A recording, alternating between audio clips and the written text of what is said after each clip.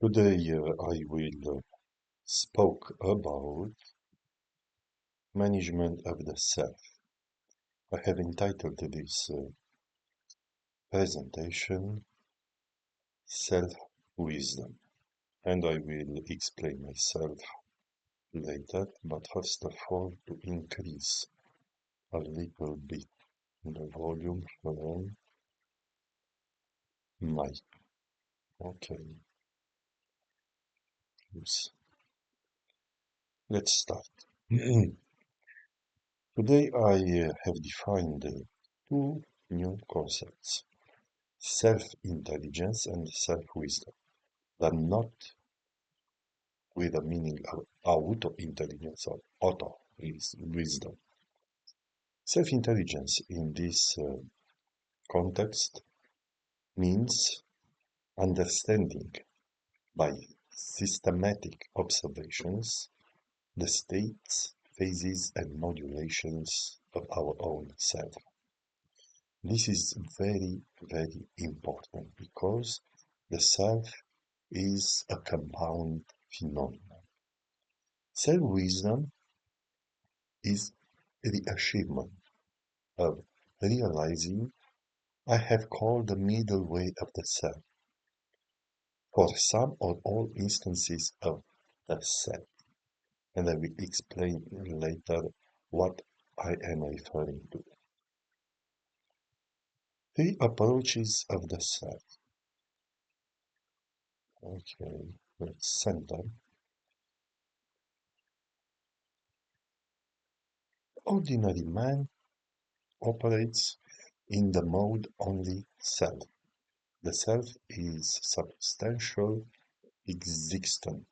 The self is very real, is contained in the aggregates of the human being, is equal with the aggregates of the human being. Only self is the mode in which the ignorant people function. But we have another two modes of operating. I have called it self, no self, and this is the correct way, the spiritual way of perceiving our own self, the self of the things, and the self of the other beings.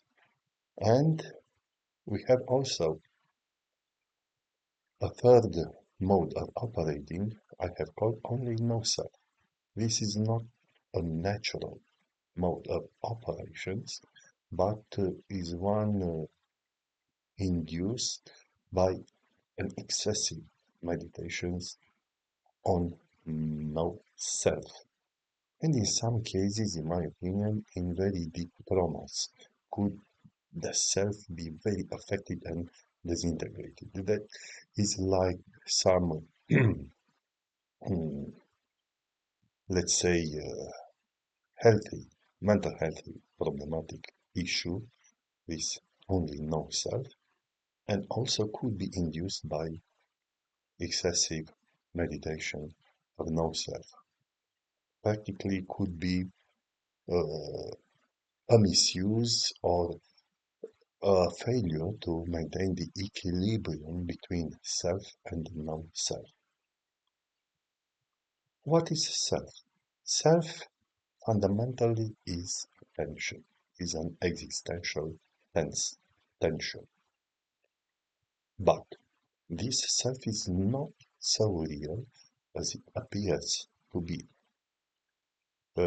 Existence in all its diversity, in my opinion, could be described as this very short and condensed formula.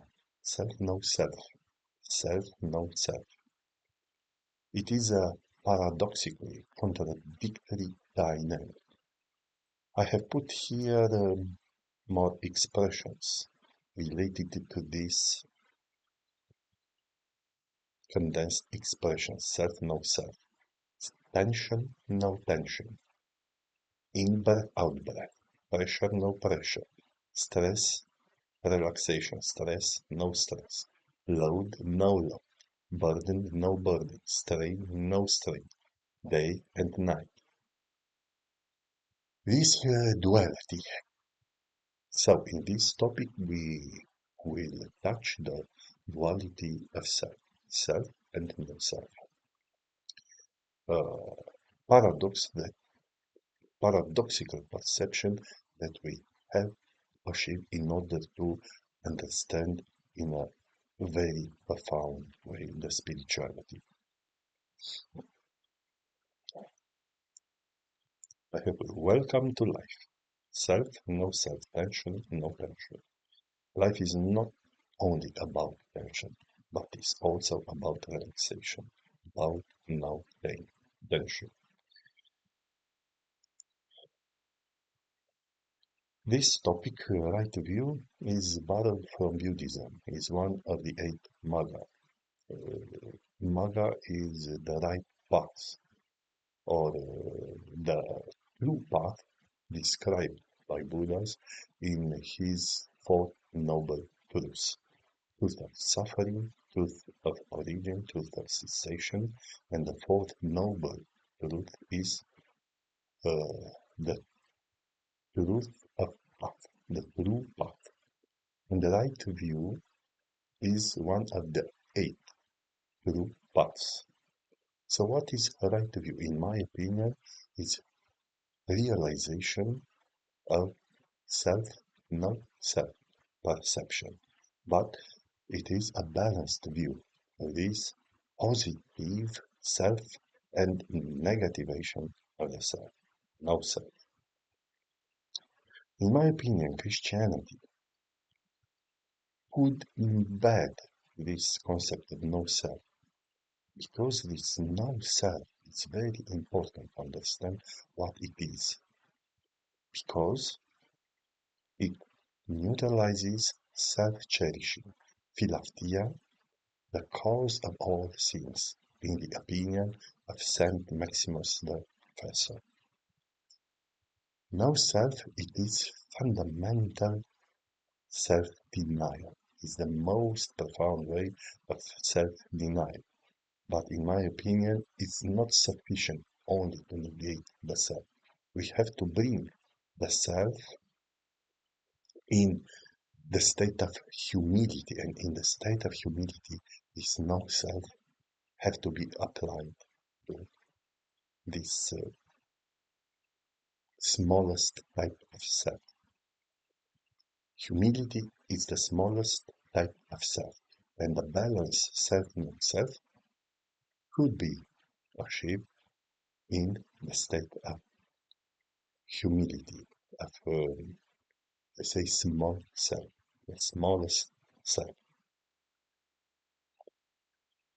The next topic I have entitled Right Livelihood. Right Livelihood. This is another one of the eight Magas, blue paths, and I have just remembered about it in conjunction with the right view.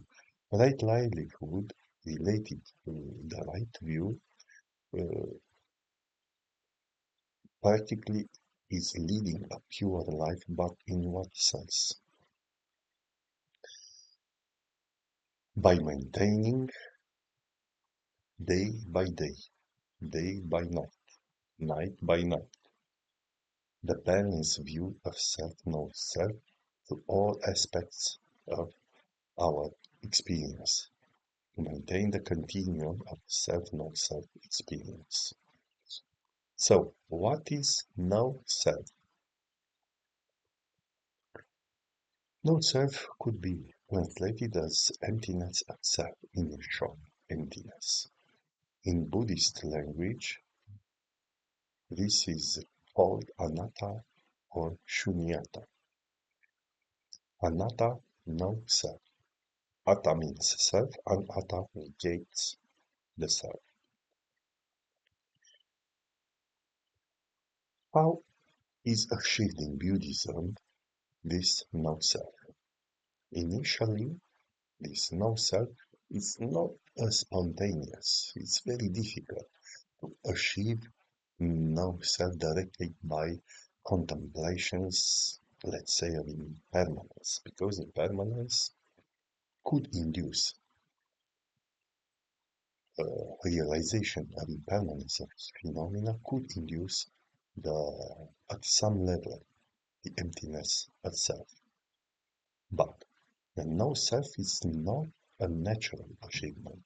This could be reflected on precisely and arduously, systematically, day by day, and first of all to understand very precisely, intellectually, how to achieve this no self. In Buddhist curriculum, the intellectual way to achieve no self is induced by what they call inferential cognizer, followed by a direct perceiver. These are two states of mind, two cognizant minds. Inferential cognizer basically is an analytic process that comes to an undeniable conclusion, conclusive conclusion, a irrefutable conclusion, uh, by a conclusive reasoning. A conclusive reasoning is that type of reasoning, a logic reasoning that comes to an undeniable conclusion. I will not insist on this aspect, just I raise here a little bit this not very complicated but subtle of emptiness. I think I have here to center the information in order to be viewed all informations here. Okay, so when we engage this special type of reasoning, uh, and when we reach this undeniable conclusion, the first moment of this conclusion is called a valid conceptual mind that realizes emptiness by an inferential cognizer, a conceptual mind. It is called inferential because it realizes its object through the power of reason, not in a manifest direct way. But the second moment is not realized by an inferential cognizer. We say moments in the continuum of cognition, uh, the shortest time interval in which an understanding is achieved. But the second moment, when we realize emptiness, the third moment and all the subsequent moments are direct perceivers. Okay, I have put in this sentence this idea. I have to mention that these sentences are extracted from the book of Kelsang Gyatso, Understanding the Mind, Geshe Kelsang Gyatso, the founder of the New Kadampa Buddhist movement. Okay,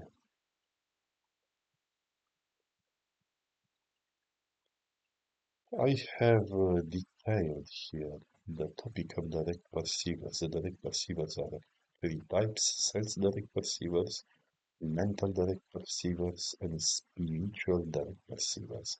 I have put here spiritual direct perceiver, but in the book, these spiritual direct perceivers are called yogic direct perceivers. Sense direct perceiver is very easy to understand what they are. Mental, I think, is the same, but spiritual, direct perceivers, they are some very subtle types of mind that realize realize their objects, realize the subtle dominant condition of their objects by a very powerful mind, a powerful mind that Rashid tranquil abide on the level 10, uh, boosted by superior seeing. Another very powerful analytical mind that is developed as an effect of achieving the very powerful mind of tranquil abiding. I will not insist here. These are just directions of meditations, of contemplations for those interested to dig deeper the subject. So, the next topic, the self does not exist in an absolute way. The self has a relative existence. The self is dependent existence. But in my own understanding, this is my own approach to realize self, no self. Maybe you have observed is no self, self. Maybe no, is self, no self. So first, positivize, and second, negativize. Da, te-ai registrează și pe tine. First, realize the type emerged self, and second, negativize in the right dosage, the balance to balance the truth of existence with the truth of non-existence of self, thereby arriving at the relative existence of the self. So, self both exists and doesn't exist. This is the paradox of the whole creation. Why first positivize the self? First, we must be aware of the manifestation of the dependent self, the dependent arising, the dependent manifestation, the dependent appearance of the self. Second, it functions like a safety rope, not falling into the abyss, only known self-operating mode. So it's more safer, first of all, in a direct experience to positivize the self, and second, to negativize the self. I have put here 5 types of cells, sensory self. In the act of seeing, there's involved a very subtle type of self, the seeing self. This seeing self has to be negativized, no seeing self. So we have here the formula, the basic formula reflected as these expressions: seeing self, no seeing self; hearing self, no hearing self; touching self, no touching self; tasting self, no tasting self; smelling self, no smelling self. But we also have intention self. Intention self could be active or passive. A self that has the intention to act or has the intention to relax, to stop. The doing self, agent self, and the non-resistant self, non-implicating self. There is all intention of being at least. There's no moment when we don't have an intention self, a doing self. The basic self is the self that wants to exist. So there's no moment of non-intention self.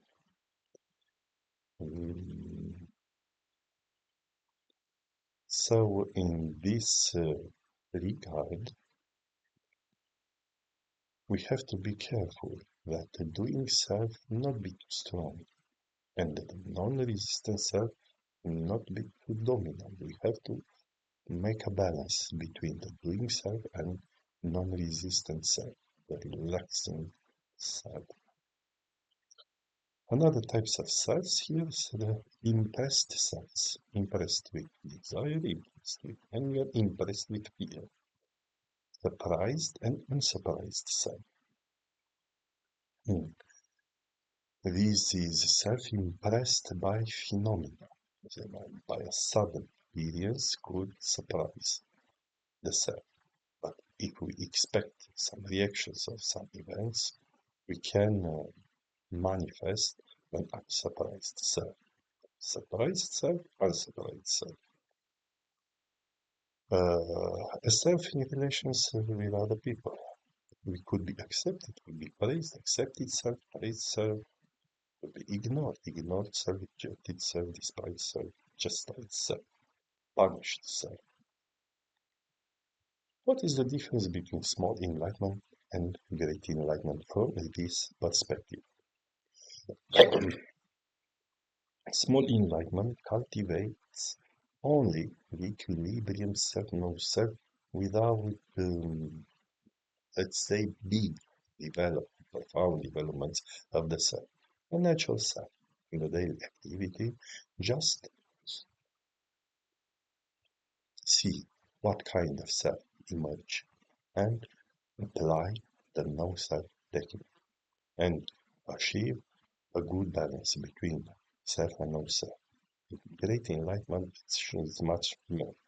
Is about also the cultivating the self. And this self, this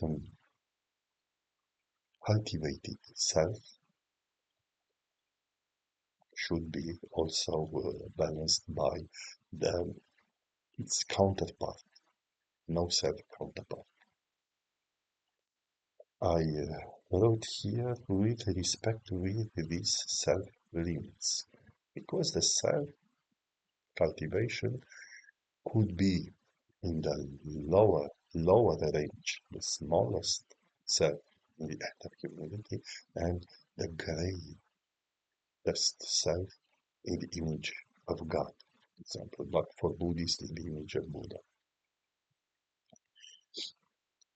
So to understand better what kind of selves emerge in the compound self of our continuum, we have to run the movie of our experience back and forth, playing the film forward and backward, understand what happened and what could we apply, what kind of selves manifested when we were carried away by the events and the right method uh, wasn't right. Okay, the experiential continue. I have talked here about term self, soft self, and not self. This is just an idea of practice.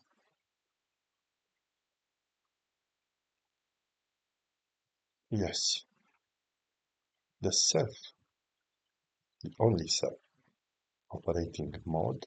This is a self that, in majority of cases, arises spontaneously. This is a spontaneously aroused self, which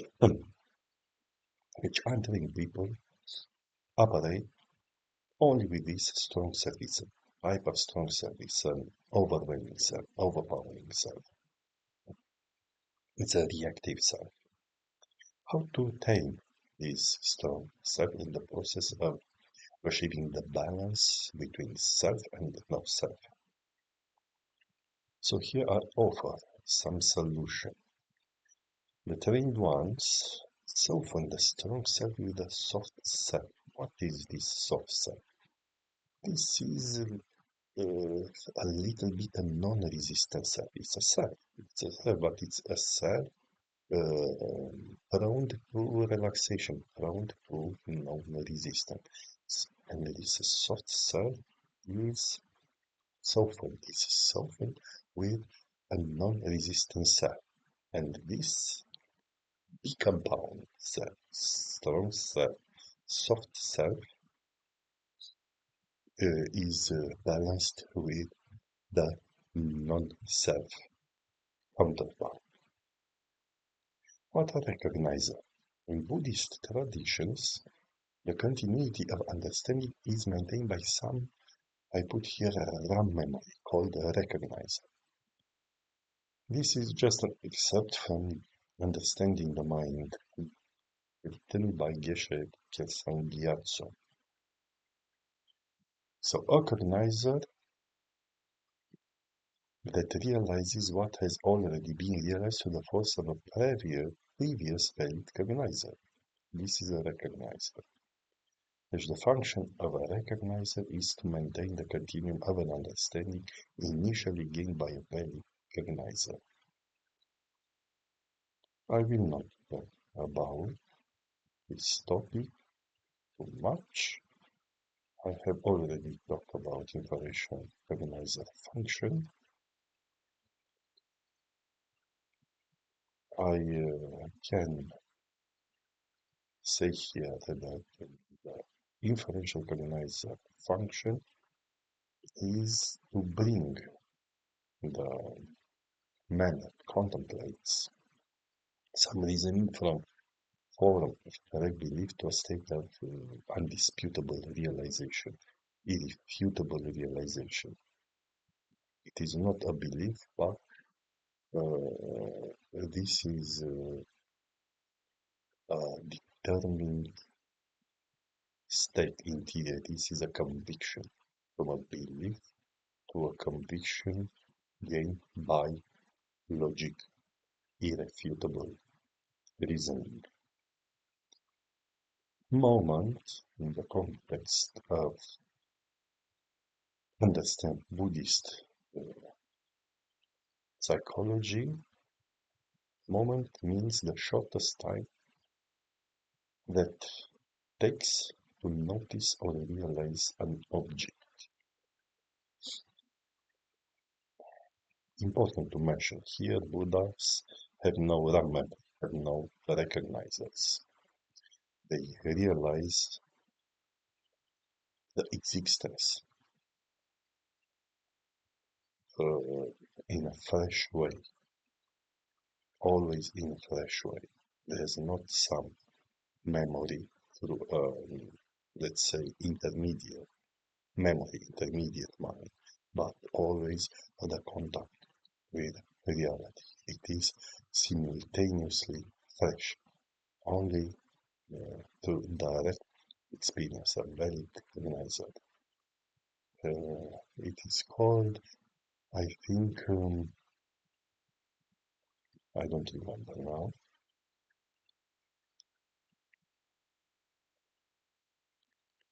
So there are types of non-conceptual recognizer, conceptual recognizers, direct perceiver, inferential recognizer.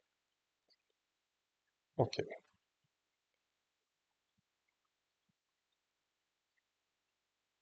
this was the presentation. Thank you for watching.